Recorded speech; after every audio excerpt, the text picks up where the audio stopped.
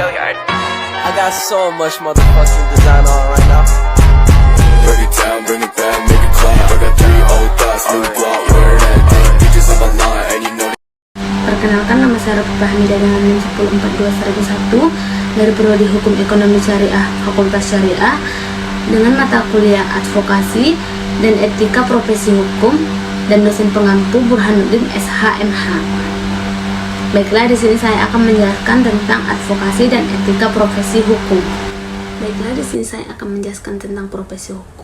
Profesi hukum merupakan salah satu dari sekian banyak profesi lain seperti profesi dokter, profesi akuntan, profesi guru, dan lain-lain. Profesi hukum mempunyai ciri tersendiri dari profesi lain karena profesi ini sangat bersentuhan langsung dengan kepentingan manusia yang lazim disebut klien.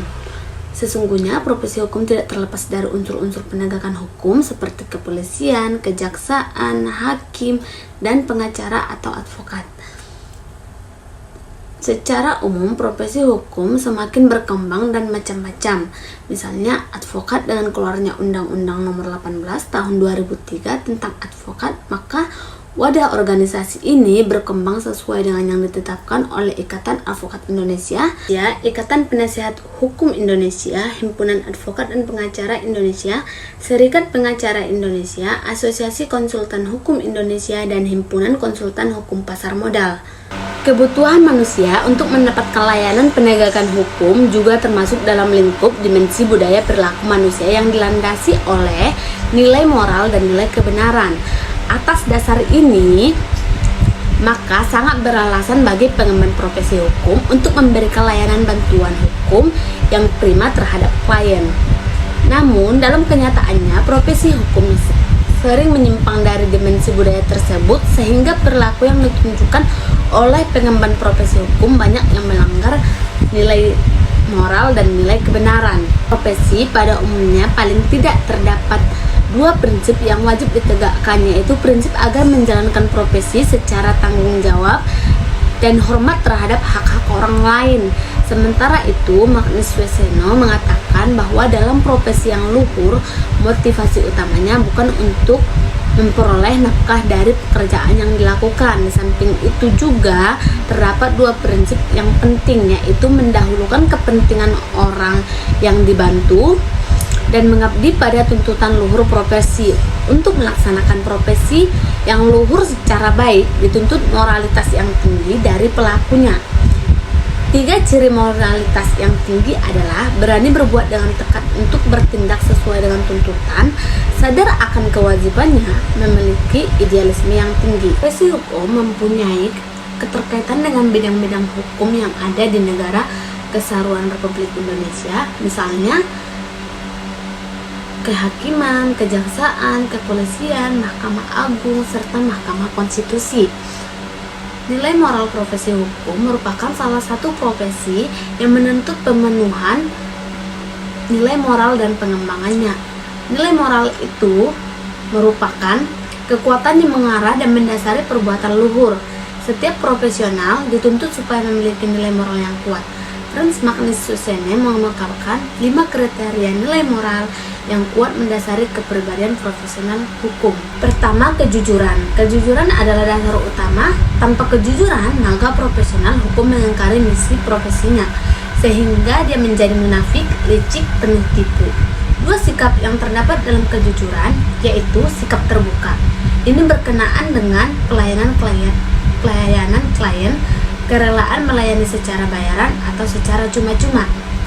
Sikap wajar ini berkenaan dengan perbuatan yang tidak berlebihan, tidak otoriter, tidak sok kuasa, tidak kasar, tidak menindas. Yang kedua, autentik, artinya menghayati dan menunjukkan diri sesuai dengan keasliannya, kepribadian yang sebenarnya.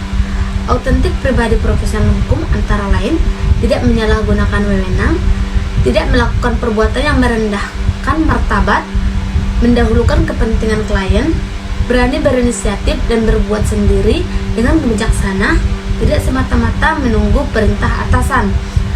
Dan yang kelima, tidak mengisolasi diri dari pergaulan. Ketiga, terdapat bertanggung jawab.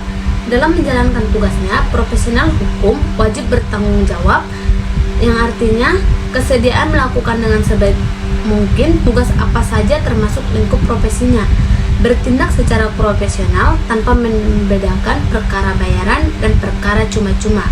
Keempat, terdapat kemandirian moral. Kemandirian moral artinya tidak mudah terpengaruh atau tidak mudah mengikuti pandangan moral yang terjadi di sekitarnya, melainkan membentuk penilaian sendiri. Mandiri secara moral berarti tidak dapat dibeli oleh pendapat mayoritas, tidak terpengaruh oleh pertimbangan untung rugi, menyesuaikan diri dengan nilai kesusilaan agama. Yang kelima, keberanian moral. Keberanian moral adalah kesetiaan terhadap suatu hati nurani yang menyatakan kesediaan untuk menanggung risiko konflik. Keberanian tersebut antara lain menolak segala bentuk korupsi, kolusi, suap, dan pungli, menolak tawaran damai di tempat atas tilang karena pelanggaran lalu lintas di jalan raya, menolak segala bentuk cara penyelesaian melalui jalan belakang yang tidak sah. Untuk menghindari penyimpangan terhadap menjalankan profesi, khususnya profesi hukum, dibentuklah suatu norma yang wajib dipatuhi oleh orang-orang yang bergabung dalam sebuah profesi yang lazim disebut etika profesi, dengan harapan bahwa para profesional tersebut tunduk dan patuh terhadap kode etik profesinya. Dalam melaksanakan kewajiban, profesional harus memiliki sikap manusiawi, sikap adil, sikap patut. Masalah yang dihadapi sebagai kendala yang cukup serius bagi profesi hukum yaitu kualitas pengetahuan profesional hukum. Terjadi penyalahgunaan profesional hukum, kecenderungan profesi hukum menjadi kegiatan bisnis, penurunan kesadaran dan kepedulian sosial, kontinuitas sistem yang sudah usang. Seorang profesional hukum harus memiliki pengetahuan bidang hukum yang handal sebagai bobot kualitas pelayanan hukum secara profesional kepada masyarakat. Program pendidikan sarjana bidang hukum bertujuan untuk menghasilkan sarjana bidang hukum yang menguasai hukum Indonesia, mampu menganalisis masalah hukum dalam masyarakat, mampu menggunakan hukum sebagai sarana untuk memecahkan masalah konkret dengan bijaksana dengan berdasarkan prinsip-prinsip hukum, menguasai dasar ilmiah untuk mengembangkan ilmu hukum dan hukum, mengenal dan peka masalah keadilan dalam masalah sosial. Terjadinya penyalahgunaan profesi hukum tersebut disebabkan adanya faktor kepentingan. Penyalahgunaan dapat terjadi karena adanya persaingan individu profesional hukum atau tidak adanya disiplin diri. Dalam profesi hukum dapat dilihat dua yang sering berkontradiksi satu sama lain, yaitu di satu sisi cita-cita etika yang selalu tinggi dan di sisi lain praktik pengemban hukum yang berada jauh di bawah cita-cita tersebut.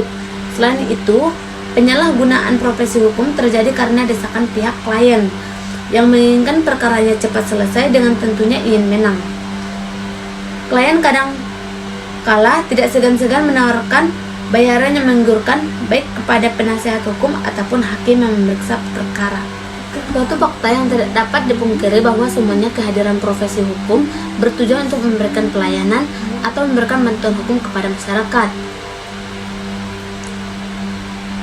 Namun dalam kenyataannya di Indonesia, profesi hukum dapat dibedakan antara profesi hukum yang bergerak di bidang pelayanan bisnis dan profesi hukum yang bergerak di bidang pelayanan umum. Profesi hukum yang bergerak di bidang pelayanan bisnis menjalankan pekerjaan berdasarkan hubungan bisnis atau komersial.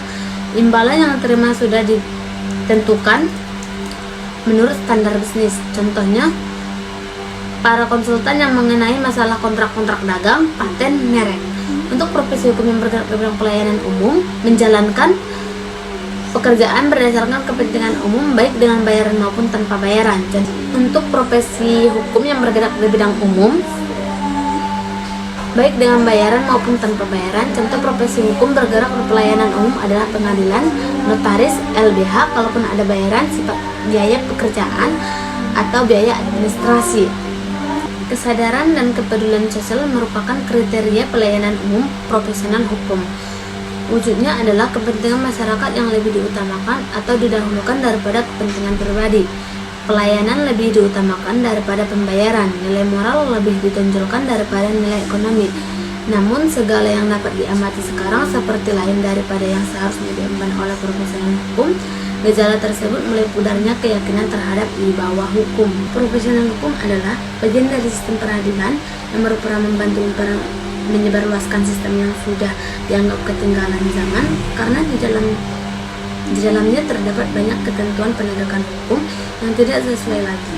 Padahal profesional hukum melayani kepentingan masyarakat yang hidup dalam zaman modern, kemajuan teknologi sekarang kurang diimbangi oleh percepatan kemajuan hukum yang dapat menangkal kemajuan teknologi tersebut sehingga timbul panunya hukum selalu ketinggalan zaman.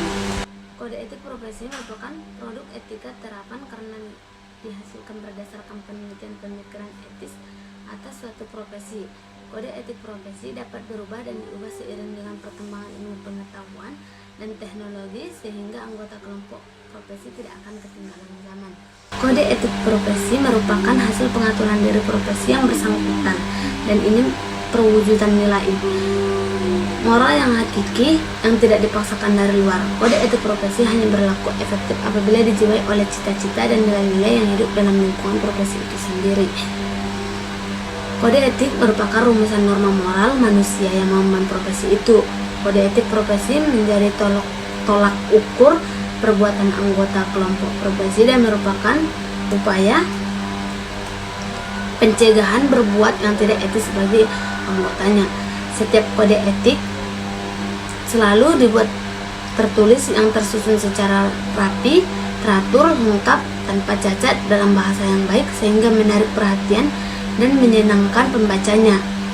Semua kode etik dibuat dalam bentuk tertulis dengan maksud agar dapat dipahami secara konkret oleh para anggota profesi tersebut. Dengan tertulisnya setiap kode etik, tidak ada alasan bagi anggota profesi tersebut untuk tidak membacanya dan sekaligus merupakan pegangan yang sangat berarti bagi dirinya. Kode etik profesi memiliki 3 makna, yaitu sebagai sarana kontrol sosial, sebagai pencegah campur tangan pihak lain, sebagai pencegah kesalahpahaman dan konflik. Kode etik profesi merupakan kriteria prinsip-prinsip profesional yang telah digariskan sehingga dapat diketahui dengan pasti kewajiban profesional anggota lama, baru, ataupun calon anggota kelompok profesi. Dengan demikian dapat dicegah kemungkinan terjadi konflik kepentingan antara sesama anggota kelompok profesi atau antara anggota kelompok profesi dan masyarakat. Anggota kelompok profesi atau anggota masyarakat dapat melakukan kontrol melalui rumusan kode etik profesi. Dengan demikian, pemerintah atau masyarakat tidak perlu lagi campur tangan untuk menentukan bagaimana seharusnya anggota kelompok profesi melaksanakan kewajiban profesionalnya. Kode etik profesi pada dasarnya adalah norma perilaku yang sudah dianggap benar atau yang sudah mapan, dan tentunya akan lebih efektif lagi apabila norma perilaku tersebut dirumuskan sedemikian baiknya sehingga memuaskan pihak-pihak yang berkepentingan. Kode etik profesi merupakan kristalisasi perilaku yang dianggap benar menurut pendapat umum karena berdasarkan pertimbangan kepentingan profesi yang bersangkutan. Dengan demikian, kalau dikatakan bahwa etika profesi merupakan pegangan bagi anggota yang tergabung dalam profesi tersebut, maka dapat pula dikatakan bahwa terdapat hubungan yang sistematis antara etika dengan profesi hukum. Etika profesi adalah sebagai sikap hidup yang mana berupa kesediaan untuk memberikan pelayanan profesional di bidang hukum terhadap masyarakat dengan keterlibatan penuh dan keahlian sebagai pelayanan dalam rangka melaksanakan tugas yang berupa kewajiban refleksi yang seksama. Dan oleh karena itulah, di dalam melaksanakan profesi terdapat kaidah-kaidah pokok berupa etika profesi. Tujuan pokok dari standar-standar etika. Standar-standar etika menjelaskan dan menetapkan tanggung jawab kepada klien atau lembaga, institusi, dan masyarakat pada umumnya. Standar-standar etika membantu tenaga ahli profesi dalam menentukan apa yang harus mereka perbuat kalau mereka menghadapi dilema-dilema etika dan pekerjaan.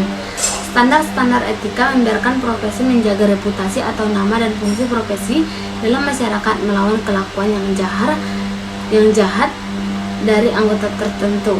Standar-standar etika mencerminkan atau membayangkan pengharapan moral dari komunitas. Dengan demikian, standar-standar etika menjamin bahwa para anggota profesi akan mentaati kitab undang-undang etika profesi dalam pelayanannya. Standar-standar etika merupakan dasar menjaga kelakuan dan integritas atau kejujuran dari tenaga ahli profesi. Profesional harusnya memiliki kepribadian sosial, yaitu bertanggung bertanggung jawab atas semua tindakannya, berusaha selalu meningkatkan ilmu pengetahuannya, menyumbangkan pikiran untuk mengajukan keterampilan atau kemahiran dan keahlian serta pengetahuan profesi, menjunjung tinggi kepercayaan orang lain terhadap dirinya, menggunakan saluran yang baik untuk benar serta legal dan halal untuk menyatakan ketidakpuasannya, kesediaan bekerja untuk kepentingan asosiasi atau organisasinya dan senantiasa memenuhi kewajiban-kewajiban organisasi profesinya, mampu bekerja dengan baik dan benar tanpa pengawasan tetap atau terus-menerus, mampu bekerja tanpa pengarahan terinci, tidak mengorbankan orang atau pihak lain demi kemajuan atau keuntungan diri pribadinya semata-mata, setia pada profesi dan rekasa profesi, mampu menghindari desas-desus, merasa bangga pada profesinya, jujur, segala pengalamannya senantiasa diniati dengan niat dan etikat yang baik, tujuannya mencapai hanya tujuan yang baik, demikian pula tata cara mencapai tujuan-tujuan itu juga dengan cara yang baik. Orang-orang yang berprofesi hukum untuk memberikan bantuan hukum kepada orang yang tersandung masalah hukum. Orang-orang yang membutuhkan bantuan hukum disebut klien. Bantuan hukum terhadap klien dimaksudkan guna menghindari kesewenang aparat penegak hukum terhadap orang-orang yang tersandung masalah hukum.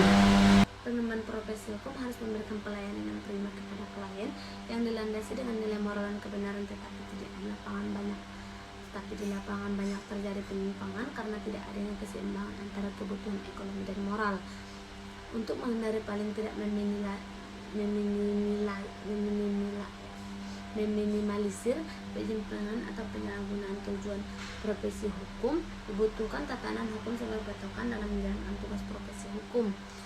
Tatanan hukum sebagai patokan menjalankan profesi hukum disebut kode etik profesi hukum yang dijadikan sebagai kontrol sosial, pencegah campur tangan pihak lain, serta guna menghindari kesalahpahaman atau konflik baik internal profesi hukum maupun dengan klien.